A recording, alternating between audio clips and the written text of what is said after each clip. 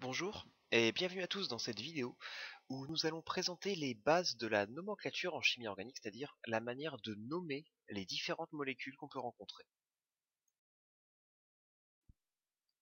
Toute la nomenclature en chimie organique repose sur celle des alcanes. Les alcanes sont des molécules simples comportant uniquement des atomes de carbone et d'hydrogène connectés entre eux par des liaisons simples. Les alcanes linéaires comportent une seule chaîne de carbone. Dans ce cas-là, leur nomenclature permet d'établir vraiment la base de toute la nomenclature en chimie organique. Ainsi, à chaque nombre de carbone différent, on associe un radical qui va former la base du nom de l'alcane en question, ainsi que la base du nom de toutes les molécules reposant sur cette chaîne de carbone donnée. Pour un seul carbone, on a le suffixe met, pour deux carbones, et, trois carbones prop, etc., etc. Jusqu'à 8 carbones, on arrive à oct, mais on peut encore continuer au-delà, cela dit, on rencontre rarement des molécules en laboratoire de plus de 8 carbones de long. Les noms associés consistent en le radical auquel on associe le ane de alcane. On a donc à un carbone le méthane, le gaz de ville, vous connaissez, l'éthane à deux carbones, le propane, un autre gaz utilisé pour la combustion souvent, butane, pentane, hexane, heptane, octane. Ce sont des noms d'hydrocarbures que vous avez déjà pu entendre pour certains d'entre eux. S'intéresser un petit peu à leur formule brute est intéressant parce que vous remarquerez qu'elles sont toutes du même type, à savoir du type CnH2n+2. On a en fait le double d'hydrogène plus 2 par rapport au nombre de carbone. Valable pour tous les alcanes, y compris les alcanes ramifiés. On parle d'alcanes ramifiés dès lors que les carbones ne forment pas une seule chaîne, une seule ligne dans la molécule. Dans ce cas-là, on dit que sur la chaîne principale, qui sera toujours la plus longue, vient se greffer un groupe alkyle, un ou plusieurs groupes alkyles. La nomenclature de ces groupes correspond aux mêmes règles que celles qu'on a vues précédemment, à savoir qu'on va utiliser les mêmes radicaux, met, et, prop, but, etc. pour nommer les petites chaînes qui vont venir se greffer sur la chaîne principale. Si on prend comme exemple une longue chaîne carbonée, alors les R et les R' représentent une chaîne carbonée quelconque. C'est quelque chose qui est utilisé tout le temps en chimie organique. R, R' correspondent à une chaîne de carbone inconnue. Si sur cette chaîne de carbone, cette longue chaîne de carbone, vient se greffer un seul CH3, on greffe une chaîne de carbone avec un seul carbone, ça correspond au radical met. Comme il s'agit d'un groupe alkyle, on appellera cela un groupement méthyle qui vient se greffer sur une chaîne de carbone. Et la logique est respectée pour les suivants. Si on vient greffer sur une longue chaîne carbonée un ensemble de deux atomes de carbone, on appelle cela un groupement éthyle. Si on en a trois, un groupement propyle, etc., etc. Pour écrire le nom d'une molécule comportant plusieurs ramifications, il faut respecter un certain nombre de règles afin que tout le monde, pour une même molécule, donne exactement le même nom. Ainsi, les groupes alkyles sont toujours placés devant le radical donnant son nom à la molécule principale. Ils sont précédés d'un chiffre qui indique leur position dans la chaîne principale. Ce n'est pas forcément nécessaire si on n'a que 3 carbones, mais sur une chaîne à 7 ou 8 carbones, on peut avoir des radicaux, donc des ramifications se trouvant sur les carbones 3, 4, 5, etc. Il est donc important de savoir où ils se trouvent. Ensuite, on les donne dans l'ordre alphabétique, ce qui peut être un peu contre-intuitif puisque par exemple le éthyle à 2 carbones va être avant le méthyle à 1 carbone. Mais pour simplifier tout, on a décidé toujours l'ordre alphabétique. Et enfin, si on a plusieurs groupements d'un même type, par exemple 3 groupements méthyle, on les regroupe au même endroit. S'ils sont en position 3, 4, 5, on va dire qu'on a du 3, 4, 5 triméthyle dans la molécule. Un exemple tout simple pour illustrer, si on prend la molécule de 3-méthylpentane, le pentane vous indique que vous avez affaire à un alcane, donc une chaîne de 5 carbones, qu'on dessine initialement sans les ramifications, mais sur le troisième carbone se trouve un groupement méthyle, donc un CH3 sur le troisième carbone, donc le carbone de milieu de chaîne. Quand vous dessinerez vos premières molécules, faites très attention, le carbone fait un total de 4 liaisons. Là, le carbone au centre de la molécule en fait désormais 5. Il faut donc penser à retirer un hydrogène. Cet hydrogène-là n'est pas présent dans le 3-méthylpentane. Voici quelques exemples de molécules un peu plus compliquées. Je vous invite à faire pause sur la vidéo à essayer de les dessiner à partir de leur nom, et ensuite vérifier si vous avez réussi à les dessiner correctement. Je vous laisse quelques secondes. Alors, pour le 3-éthyl 2-méthylpentane, on démarre par la chaîne principale, 5 carbones, j'ai déjà enlevé les hydrogènes surnuméraires. Ensuite, on va rajouter les ramifications. Le 3-éthyl, c'est donc une chaîne de 2 carbones placée sur le 3e carbone de la chaîne principale. Le 2-méthyl, c'est un seul CH3 placé sur le 2e carbone de la chaîne principale. Pour le 2,4-diméthylhexane, une chaîne de 6 carbones compose la base de la molécule, et il se trouve 2 groupements méthyl, donc 2 groupements CH3 en position 2 et 4.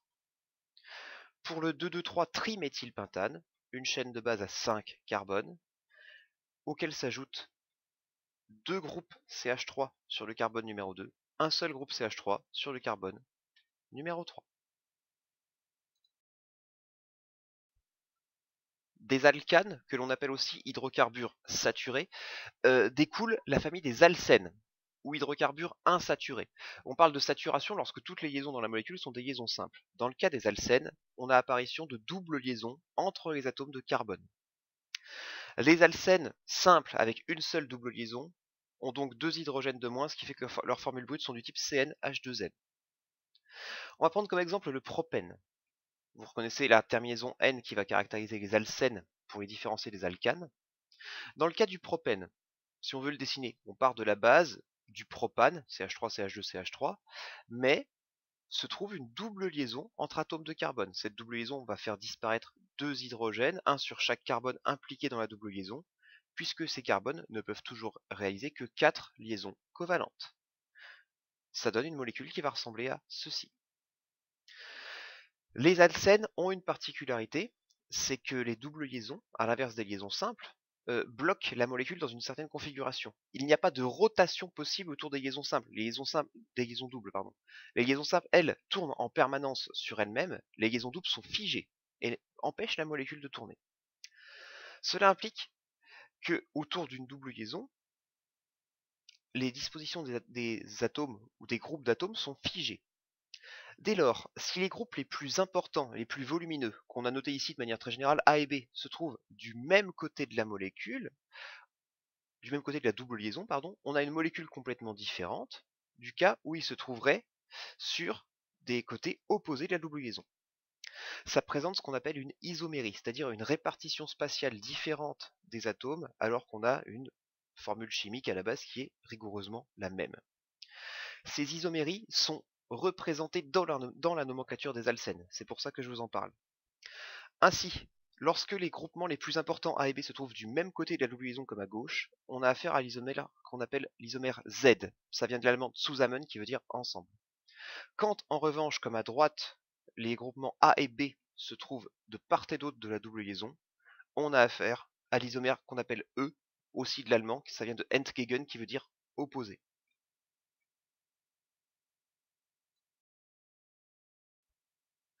En tenant compte de ce qui vient d'être dit, je vous invite à faire pause dans la vidéo et à essayer de dessiner par vous-même les 4 molécules proposées ici. Je corrige dans quelques secondes.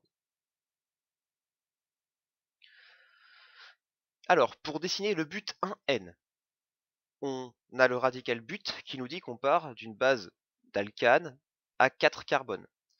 Le 1N indique que on a affaire à un alcène, donc une double liaison carbone-carbone, et que cette double liaison carbone-carbone est une des premières de la molécule, peu importe par quel côté on la prend. Ça veut donc dire qu'on a présence d'une double liaison pour la première connexion entre 2 atomes de carbone. On pense à enlever les hydrogènes, car on doit avoir 4 liaisons maximum par atome de carbone. Le méthylpropène, on va partir d'une base qui sera celle du méthylpropane, une chaîne de 3 carbones avec une ramification CH3, mais se trouve dans cette molécule une double liaison carbone-carbone. On n'a pas indiqué sa position, puisqu'au final, peu importe la liaison simple que l'on remplace, on aura affaire à la même molécule. Encore une fois, pensez au fait que les atomes de carbone ne font que 4 liaisons covalentes. L'atome central n'a donc plus aucun hydrogène.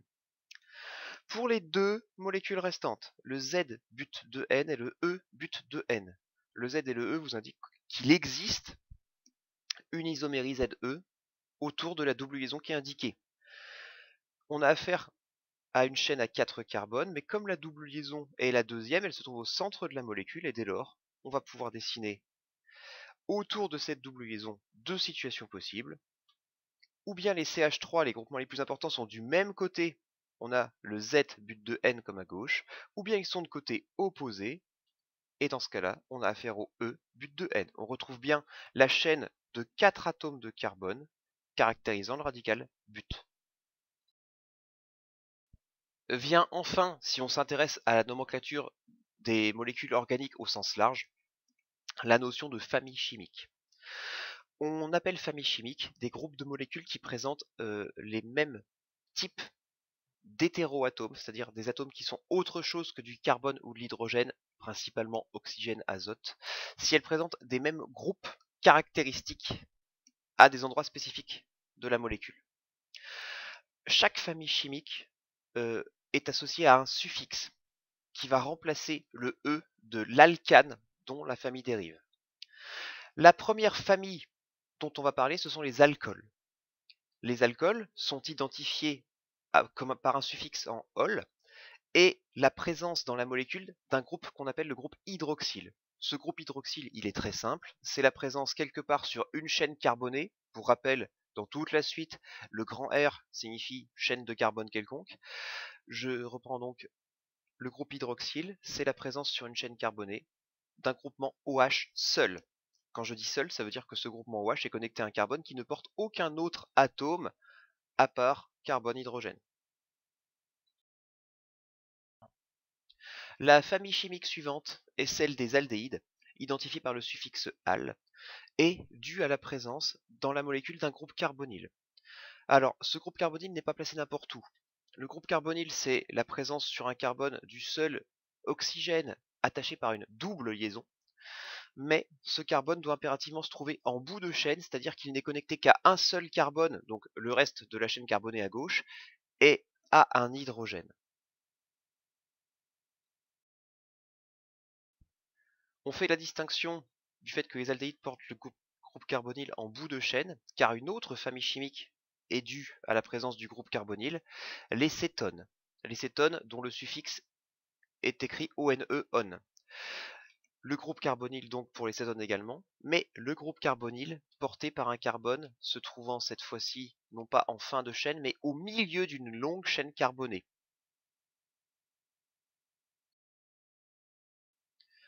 La famille chimique suivante est celle des acides carboxyliques, due à la présence dans la molécule du groupe carboxyle. Ce groupe, carboxyle, se trouve forcément sur un carbone en bout de chaîne, puisqu'il s'agit du groupe C, O double liaison, OH, ce qui fait que le carbone a déjà 3 liaisons covalentes utilisées dans le groupe. Il ne lui en reste donc qu'une seule pour se connecter au reste de la chaîne carbonée. Vient ensuite la famille des esters, portant le groupe ester. Le groupe ester ressemble énormément au groupe carboxyle, il est lui aussi toujours placé en bout de chaîne, mais la différence, c'est que le O connecté au carbone par une liaison simple va repartir sur une nouvelle chaîne carbonée. Ce sont donc des molécules comportant deux chaînes de carbone, ce qui explique qu'il y a deux suffixes lorsqu'on parle des esters. La chaîne principale est associée au suffixe OAT, et ensuite on écrit 2. Plus loin, la chaîne carbonée secondaire, notée ici R', terminée par le suffixe il. Vient ensuite la famille des amines, porteurs du groupe amino. Le groupe amino, c'est la présence quelque part sur une chaîne carbonée, peu importe où, d'un azote seul. L'azote possède un total de 3 liaisons covalentes. Ces liaisons covalentes vont se faire avec des groupements que je marquais R', R seconde quelconque. Toutefois, ce ne sont pas forcément des chaînes de carbone, il peut s'agir de chaînes de carbone ou bien d'hydrogène, l'important étant que l'azote soit connecté à au moins bien sûr une chaîne de carbone. Vient ensuite la famille des amides, porteurs du groupe amide. Le groupe amide est lui aussi un groupe forcément en bout de chaîne, toujours pour la même raison, le carbone est à saturation avec les liaison du groupe, où cette fois-ci le carbone est connecté à un oxygène par une double liaison et à un azote. Cet azote, comme dans les amines, possède deux autres liaisons qui peuvent se faire ou bien vers des carbones ou bien vers des hydrogènes. Les règles de nomenclature permettant d'associer à un nom de molécule une seule molécule sont assez simples, mais par contre il faut être extrêmement rigoureux dans leur application. On commence toujours par s'intéresser au radical qui dérive de l'alcane. Quand je vois marqué dans l'exemple que je vais prendre heptane, je sais que j'ai affaire à une chaîne de base servant de structure à ma molécule de 7 carbones, 7 atomes de carbone. Initialement, vous pouvez dessiner tous les hydrogènes, c'est peut-être pas forcément utile, vous apprendrez à le faire plus efficacement. On s'intéresse d'abord à ce radical et ensuite on s'intéresse à la terminaison de la molécule. Si on avait un E, on aurait l'alcane tout simple, mais je vais prendre l'exemple d'une cétone. On a dans ce cas le suffixe on. Le 2 que j'ai mis devant indique que la fonction associée à l'acétone, c'est-à-dire le groupe carbonyle, se trouve où? Sur le deuxième carbone de la chaîne de 7 carbones. Et ensuite, seulement ensuite, on s'intéresse à toutes les ramifications qui sont pourtant, j'en conviens, positionnées devant. Je prends un exemple un peu compliqué avec 3 groupes ramifiés. 3, 4 diéthyl, 6 méthyl. Ça veut donc dire qu'on a en position 3 et 4 des groupements éthyl, en position 6 un groupement méthyle. Je profite de cet exemple compliqué pour préciser que lorsqu'on écrit le nom de la molécule, on s'arrange toujours pour que la fonction chimique, donc à savoir ici le groupe carbonyle, se trouve sur le carbone portant le plus petit numéro. Ce qui veut dire que là, la fonction qui provoque l'apparition de la cétone bloque le nom de la molécule. On est obligé de donner à ce carbone-là le numéro 2 et pas à celui de l'autre côté qui porte le groupement méthyle.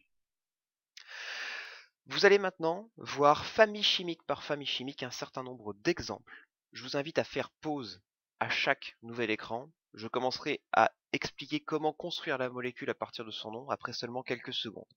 Bon courage, essayez de faire ça sérieusement, c'est un très bon entraînement pour apprendre à faire correspondre à un seul nom une seule molécule. Nous allons commencer par deux alcools. Le butane 2-ol. En blanc, butane veut dire qu'on a une chaîne de 4 carbones. Le 2-ol veut dire qu'on a le groupe hydroxyle caractéristique des alcools en position 2. Voici donc le butane 2-ol. 2-méthylpentane 3-ol. On part d'une structure à 5 carbones, pentane en blanc, auquel on ajoute, en position 3, donc au milieu de la chaîne, le groupe hydroxyle et une ramification de type CH3 en position 2. Vient ensuite la famille des aldéhydes. Pour dessiner le butanal, on part du radical en blanc butane, voulant dire qu'on a une chaîne à 4 carbones, à laquelle on ajoute le groupe carbonyle caractéristique des aldéhydes, le al. Il n'y a pas d'indication de position, puisque, comme il s'agit d'un aldéhyde, le groupe carbonyle est par définition forcément à l'extrémité de la chaîne carbonée. Je le place ici à droite, j'aurais pu le mettre à gauche, attention, un seul hydrogène, pour que le carbone portant le groupe carbonyle ait seulement 4 liaisons covalentes. 3-éthyl, 2,3-diméthylpentanal maintenant. Le pentane en blanc indique une chaîne à 5 carbones. Le al indique à l'extrémité de la chaîne, je l'ai mis à droite, j'aurais pu le mettre à gauche encore une fois, le groupe carbonyle. Attention en revanche pour les ramifications. C'est le groupe carbonyle qui détermine la position 1. C'est lui qui bloque la position 1. Du coup, la position 1 est maintenant à droite. Ce qui fait que lorsque je compte mon groupement éthyle, CH2, CH3 se trouve en position 3, ça c'est pas un problème. Mais les deux groupements méthyle, CH3 simple, se trouvent en position 2 et 3. Donc attention, 2 par rapport au groupe carbonyle. Donc il se trouve sur la partie droite de la molécule. Passons maintenant au cétone. Dans la propanone, vous reconnaissez le radical propane indiquant qu'on a affaire à une chaîne de 3 atomes de carbone. Le on vous indique qu'on doit placer un groupement carbonyle. quelque part au milieu de la chaîne. Enfin, quand je dis au milieu, quelque part sur la chaîne. Alors, il n'y a pas d'indication de numéro ici car elle n'est pas nécessaire. Un seul carbone se trouve, entre guillemets, au milieu de la chaîne.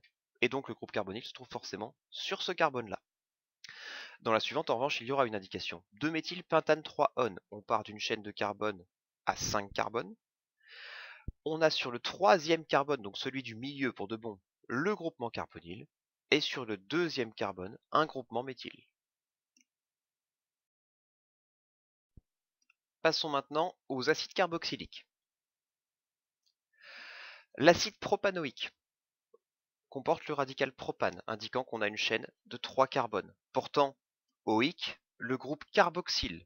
Le groupe carboxyle qui se trouve forcément en extrémité de chaîne, et donc, on le place à droite, on aurait aussi bien pu le placer à gauche. Dans l'acide 2,3-diméthylpentanoïque, on retrouve le pentane indiquant une chaîne à 5 carbones, sur laquelle on greffe le groupe carbonyle en extrémité de chaîne. Toujours pareil, j'ai mis à droite, mais on peut le placer à gauche. Attention toutefois, encore une fois, c'est lui qui verrouille la position numéro 1. De sorte que les deux ramifications méthyl du 2,3-diméthyl se trouvent en position 2 et 3 en comptant depuis le groupe carbonyle, qui est la position 1. Et il se trouve donc ici et ici. Un peu plus compliqué, les esters. Dans le propanoate d'éthyle, propane, dans la chaîne principale, on part donc d'une chaîne à 3 carbones, sur laquelle on greffe OAT, le groupe ester, forcément à l'extrémité de la chaîne. Toujours pareil, le fait de le mettre à droite, c'est juste du confort. Le propanoate d'éthyle, en revanche, ce d'éthyle indique qu'on part de l'oxygène auquel il manque une liaison dans le groupe ester pour faire former un groupe éthyle, donc un groupe à partir de 2 carbones, ce qui nous donne cette molécule-là. Dans le 2-méthylpropanoate de 1-méthylpropyle, celle-là, j'en conviens, est compliquée. Propanoate veut dire qu'on part toujours d'une chaîne à 3 carbones. OAT, on ajoute le groupe ester, auquel on rajoute une chaîne propyle. Attention, j'ai mis du 1-méthylpropyle, mais c'est bien propyle qui va déterminer le fait qu'on rajoute une chaîne de 3 carbones, sur laquelle se greffe une ramification. Donc le 2-méthyl dans la chaîne principale, toujours pareil, on compte depuis le groupement ester, ça c'est pas un problème. Pour le 1-méthyl en vert de la chaîne secondaire, en revanche, on compte aussi à partir du groupe ester, donc en partant de l'oxygène. Le premier carbone est donc celui-ci. Et là, vous avez votre 2-méthylpropanoate de 1-méthylpropyle. Passons maintenant à la famille des amines. Dans la propane 2-amine, on a la chaîne à 3 carbones caractéristique du propane et une fonction amine en position 2. Cette fonction amine ne portant aucune autre ramification, l'azote sera connecté au carbone central de la chaîne et à 2 hydrogènes, groupement NH2. Dans le N-éthyl-3-méthylbutane 1-amine, un petit peu différent. Butane 1-amine nous indique qu'on a une chaîne à 4 carbones, que l'amine, donc le groupement avec l'azote, se trouve en position 1, mais attention, tout à gauche du nom, le N-éthyl vous indique quoi? Vous indique que l'on a une ramification sur cet azote, et que donc il ne porte qu'un seul hydrogène, ainsi qu'un groupement éthyle, donc CH2, CH3. Il y a bien entendu la ramification méthyle à la fin de la chaîne. Et pour finir ce tour d'horizon de la nomenclature, essayez de dessiner ces deux amides. Dans la propanamide, on a les 3 carbones du propane, auxquels se greffe un groupe amide. S'il n'y a pas de ramification indiquée, l'azote est connecté à uniquement 2 atomes d'hydrogène. Dans le N-méthyl, N-éthyl, 2-méthylbutanamide, oui, ce nom-là est un peu long, on retrouve butane, donc une chaîne principale à 4 atomes de carbone, amide indiquant qu'il faut placer le groupe amide. Le 2-méthyl vous indique que sur la chaîne principale se trouve un groupement méthyle en position 2, facile à placer. Toujours pareil, on compte depuis la fonction caractéristique, donc depuis le groupe amide. Et le N-méthyl, N-éthyl vous indique que l'azote du groupement amide est connecté à un groupement éthyle et à un groupement méthyle. Voici donc votre N-méthyl, N-éthyl, 2-méthylbutanamide. Vous avez vu un certain nombre d'exemples. Ces règles sont très rigoureuses, demandent vraiment d'être suivies scrupuleusement. Par contre, si vous les apprenez à les maîtriser correctement, vous pourrez dessiner à partir de n'importe quelle molécule, à partir de n'importe quel nom de molécule, la molécule qui en est à l'origine, et faire le chemin inverse, c'est-à-dire en regardant une molécule, vous serez capable de donner son nom. Merci de votre attention, et à bientôt.